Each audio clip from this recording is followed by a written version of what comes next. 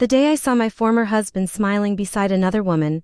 only 6 days after our divorce became official, I expected heartbreak to hit me like a storm, but instead I felt something far stranger that made every hair on my arm stand up as I stared at the photo glowing on my phone. An uneasy feeling settled deep inside me, because the woman standing beside him looked hauntingly familiar, and I suddenly realized that fate had just handed me a front row seat to a disaster he could never imagine. My name is Natalie Brooks. I am 35 years old, and until a few months earlier I believed I had built a stable life with the man I loved more than anyone else in the world. For 9 years I worked long hours, managed our home, supported every ambitious dream my husband Ethan chased, and convinced myself that every sacrifice I made was helping us create a future that would eventually reward both of us. Everything changed on a quiet evening when Ethan came home carrying a leather folder instead of flowers, apologies, or even a simple conversation, and he calmly placed divorce papers in front of me as though he were signing a routine business contract.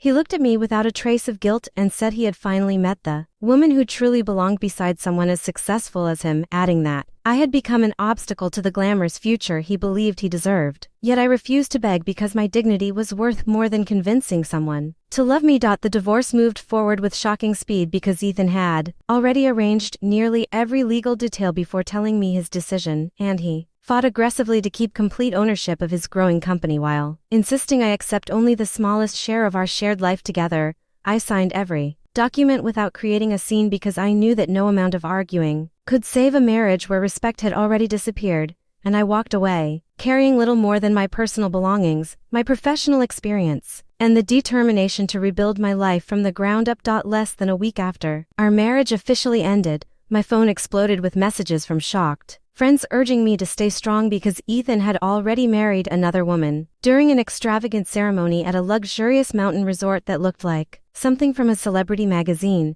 Every picture showed him proudly embracing a glamorous blonde named Victoria while boasting online that he had finally found the elegant partner he had always deserved. But the moment I enlarged one close-up photograph of her face, my heartbeat slowed instead of racing because I suddenly recognized someone whose hidden past had the power to destroy every illusion Ethan had worked so hard to create. I leaned closer to the screen and studied every tiny detail of the woman's face until there was no room left for doubt, because beneath the expensive makeup, perfectly styled hair, and dazzling smile,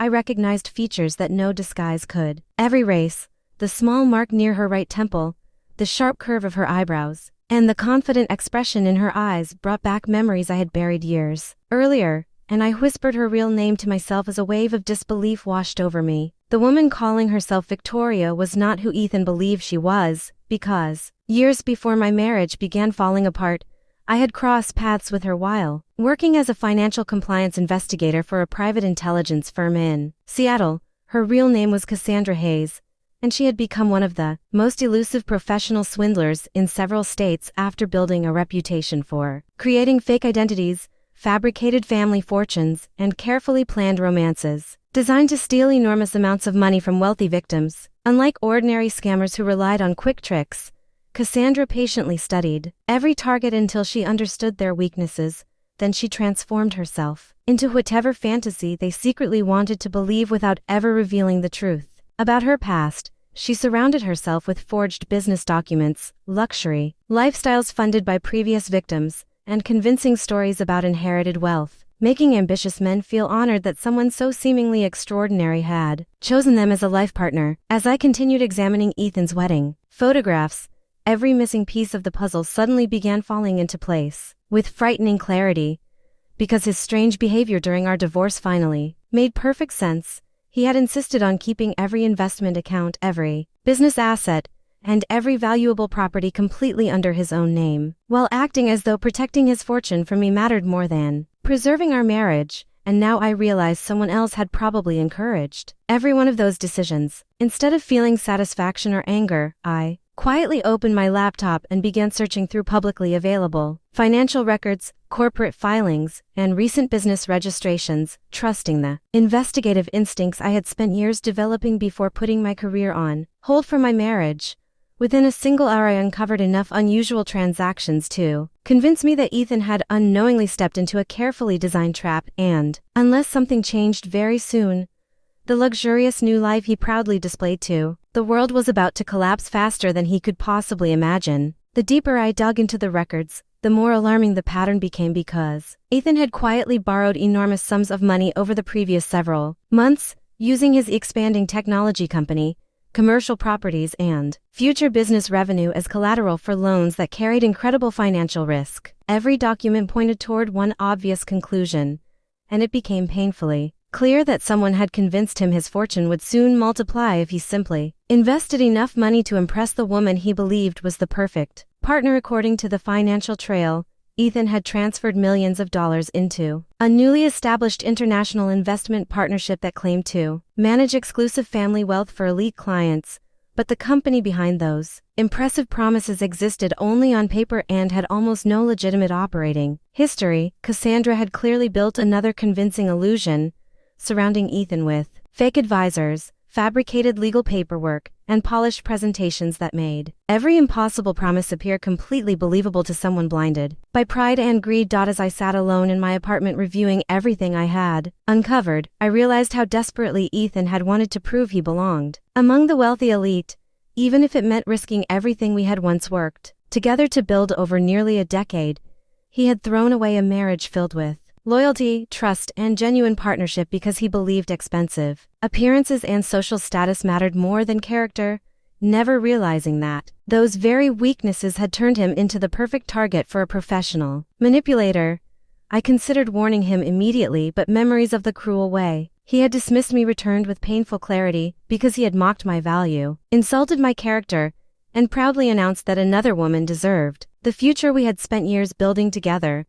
He had made every decision with complete confidence, ignored every opportunity to treat me with respect, and carefully ensured that every financial responsibility remained entirely under his own control, leaving me legally separated from the disaster he had created for himself. A few days later, invitations appeared across social media announcing an exclusive celebration at one of the most luxurious waterfront hotels in Portland, where Ethan planned to introduce his glamorous new wife to influential business leaders and investors from across the region. I quietly accepted an invitation through one of our mutual professional acquaintances, not because I wanted revenge or public attention, but because I knew the truth was already moving toward him like an unstoppable storm, and I wanted to see whether Cassandra recognized me before everything around them finally fell apart. On the evening of the celebration, I wore a simple navy blue evening dress and walked confidently into the beautifully decorated ballroom, where crystal chandeliers reflected across polished marble floors and a live orchestra filled the room with elegant music.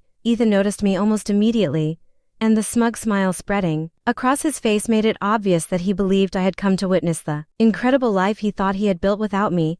He confidently wrapped his arm around Victoria and guided her toward me while several executives and investors watched with curious expressions, clearly expecting an uncomfortable reunion between former spouses. Ethan laughed softly before announcing that I should meet the remarkable woman who had transformed his life, but instead of responding to him, I calmly looked into Victoria's eyes and quietly greeted her by the only name that truly belonged to her, Cassandra Hayes. The color disappeared from her face almost instantly, and for a brief moment the confident woman everyone admired simply vanished, replaced by someone desperately trying to hide overwhelming fear behind a forced smile. I leaned slightly closer and calmly reminded her that I had once investigated a sophisticated financial deception connected to her network years earlier. Then I softly added that she had exactly one day before I delivered everything I remembered to the authorities handling financial crimes. Ethan stared at both of us with complete confusion, insisting I had embarrassed myself by inventing ridiculous accusations against his wife because he believed jealousy was the only possible reason I would attend his celebration. I simply smiled without raising my voice, wished the newly married couple a pleasant evening, and quietly walked toward the exit while Cassandra remained frozen in place, knowing that her carefully constructed fantasy had begun collapsing before her eyes. Long before sunrise the following morning, Cassandra activated the escape plan she had undoubtedly prepared from the very beginning, taking advantage of every password, digital authorization, and financial privilege Ethan had eagerly placed in her hands without hesitation. By the time he finally woke and reached for his phone, she had disappeared without leaving a single meaningful trace behind, while enormous transfers had emptied his accessible accounts and sent his carefully protected fortune beyond his immediate reach, leaving the perfect life he had proudly displayed only hours earlier in complete ruins. Before noon that same day, Ethan discovered that every account he depended on had been emptied, his business credit lines had been suspended, and emergency notifications from several banks were arriving faster than he could even read them. Every attempt to contact Victoria failed because her phone number had been disconnected, her online profiles had disappeared overnight, and every glamorous promise she had made vanished with her, leaving him surrounded by confusion, panic, and overwhelming regret. 2 days later, I heard loud knocking at my apartment door, and when I opened it, I barely recognized the exhausted man standing in front of me because the confidence that once defined him had completely disappeared beneath fear and desperation. Ethan pleaded for my help, through tears, admitting he had lost his money, his reputation, and the business he had spent years building, then begged me to use my investigative background to help recover what had been stolen before everything collapsed beyond repair. I listened quietly until he finished speaking, then reminded him that he had made every important decision on his own while refusing every opportunity to value the loyalty and honesty that had stood beside him for years. I explained that he had chosen wealth over trust, appearances over character, and arrogance over wisdom, so the consequences now belonged to him alone because no one had forced him to ignore the warning signs that had been right in front of him from the very beginning. Over the following year, Ethan's company entered bankruptcy proceedings, his luxury lifestyle disappeared piece by piece, and he accepted an entry-level sales position simply to begin paying back the overwhelming debts created by his reckless financial choices. Meanwhile, I returned to my consulting career, built a successful business advising companies on financial security and fraud prevention, purchased a peaceful home overlooking the ocean, and finally realized that genuine happiness comes from self-respect, independence, and surrounding yourself with people who value honesty above appearances. Looking back, I no longer believe revenge was responsible for what happened because people eventually reveal the true cost of their own decisions. And Ethan lost everything not because of me but because pride convinced him that appearances mattered more than integrity and wisdom. Please subscribe to our channel and share this video with your friends and family. We create entertaining and inspiring stories for our viewers, and your support helps us continue making great content for you.